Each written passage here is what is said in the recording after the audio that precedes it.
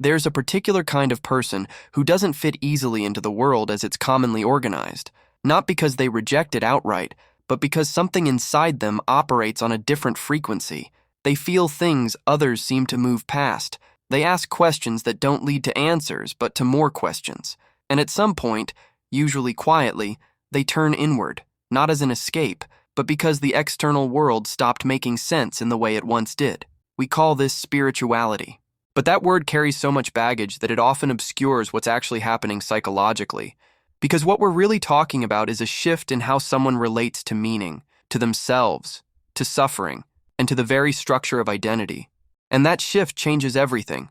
Most people organize their lives around external coordinates: success, relationships, security, and recognition. These aren't shallow pursuits. They're how we orient ourselves in a world that demands we prove our worth constantly. But for some people, that entire system starts to feel hollow. Not wrong, exactly, just insufficient. It's not that they don't care about those things. It's that beneath them, there's a hunger for something that can't be named in the language of achievement or validation. A need to understand why any of it matters at all. And once that question takes root, it doesn't let go. This is where spirituality often begins, not in bliss or transcendence, but in a kind of existential discomfort. A recognition that the narratives we inherit about who we're supposed to be don't actually touch the part of us that feels most real. And so the search begins. Not for more, but for something else entirely. What drives this isn't naivety. It's often the opposite. It's a sensitivity to the limitations of surface-level living. A refusal to pretend that pleasure, distraction, or status can fill a space that was never built for them. These people have usually tried the conventional routes. They've achieved things. They've checked the boxes. And somewhere along the way, they realized that none of it was addressing the deeper question humming beneath everything they did. There's a particular loneliness that comes with this realization, because once you see it, you can't unsee it. And suddenly you're standing in rooms full of people, celebrating achievements that feel increasingly abstract to you. You're having conversations that skate along the surface of what actually matters, and you start to feel like you're speaking a language no one else understands. One of the most misunderstood aspects of deeply spiritual people is their relationship with pain. Most of us are wired to avoid discomfort, to solve it, numb it, rationalize it away. But people who live with this kind of internal orientation often stop resisting it in the usual ways. Not because they're masochistic, but because they've realized something. Suffering is one of the few experiences that forces you to confront what's actually true. They don't seek it out, but when it arrives, and it always does, they don't immediately try to make it mean less than it does. They sit with it. They let it reshape them. And in doing so, they access a kind of psychological depth that's unavailable to those who are constantly moving away from discomfort. This is where people on the outside often misread them. They see someone who isn't frantically trying to fix themselves or their circumstances, and they assume passivity, resignation. But what's actually happening is a form of radical presence, an ability to tolerate what is, without collapsing into it or pretending it isn't there. And that ability fundamentally alters how they experience everything else. Relationships become less about security and more about truth. Work becomes less about identity and more about contribution. Even joy becomes quieter, less dependent on external conditions, more woven into the texture of simply being. They stop needing things to be different before they can be okay. And that's not the same as giving up. It's a recognition that peace doesn't come from controlling outcomes, but from changing your relationship to whatever's happening. This doesn't mean they don't take action. It means their action comes from a different place, not from desperation or avoidance, but from clarity. But here's the paradox. The same qualities that allow someone to live with this kind of depth can also make them unbearably vulnerable. High sensitivity, constant introspection, an inability to unsee what they've seen about themselves and the world. These aren't just gifts. They're also burdens. Because while everyone else is moving through life with a certain degree of psychological insulation, spiritual people often feel everything at full volume. Other people's emotions, the undercurrents in a room, the gap between what someone says and what they actually mean.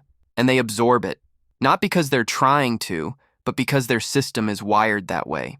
Over time, this can lead to a kind of exhaustion that's hard to explain to people who don't experience it. It's not burnout in the conventional sense. It's more like the weight of being awake in a world that mostly functions on autopilot. You see the patterns. You feel the collective anxiety. You notice how much of human interaction is performance, protection, projection, and you can't just turn it off. And this is where things can go sideways. Because when the internal world becomes too intense, spirituality can shift from a tool for understanding into a refuge from feeling. The language changes. Instead of "I'm struggling," it becomes "I'm releasing." Instead of "I'm hurt," it's "I'm learning." The pain is still there. It's just been dressed up in concepts that make it easier to avoid actually processing. This is what people mean when they talk about spiritual bypassing. And it's not about being fake. It's about how easy it is to use the vocabulary of growth to sidestep the messy, uncomfortable work of actually feeling what needs to be felt. You can meditate your way around anger instead of through it. You can talk about surrender instead of admitting you're scared. The irony is that the people most committed to inner work are often the ones most susceptible to this, because they've built an entire framework for understanding their experience, and that framework can become another form of avoidance. And the deepest spiritual work often involves recognizing when you're using spirituality itself to avoid being human. What's interesting is that truly spiritual people tend to hold identity much more loosely than most. They've usually gone through enough internal transformation to realize that who they thought they were 5 years ago was just a version, a construct, and who they are now? Also temporary. This isn't nihilism, it's something closer to psychological flexibility. A recognition that clinging too tightly to any single story about yourself creates suffering. And so they learn to let the story shift, to allow themselves to be different things in different contexts, to stop defending an outdated version of who they used to be just because it feels safer than the unknown. But this fluidity, while freeing, can also be disorienting for them and for the people around them, because the rest of the world wants you to be consistent, predictable, easy to categorize. And when you refuse to perform that stability, people get uncomfortable. They accuse you of being flaky, unreliable, lost. But the truth is, they're not lost. They're just navigating by a different map, one that prioritizes internal coherence over external consistency. And that map doesn't always translate. They might leave a career that looked perfect from the outside because something inside them shifted. They might end relationships that seemed fine because they've outgrown the version of themselves that entered them. And to people who are invested in the idea that you're supposed to know who you are and stay that way, this looks like chaos. But from the inside, it's alignment. So what does all of this add up to? Not a personality type, not a set of beliefs, but a way of being in the world that's fundamentally oriented around meaning rather than achievement, around presence rather than performance, around transformation rather than maintenance. These people aren't better, they're not more evolved, but they are operating from a different psychological structure. They've traded the comfort of certainty for the richness of mystery. They've traded the validation of fitting in for the integrity of being honest. And maybe the most important thing to understand is this: spirituality, at its core, isn't about transcending the human experience. It's about being willing to fully inhabit it, to feel it all, the beauty, the grief, the confusion, the connection, without needing it to be anything other than what it is.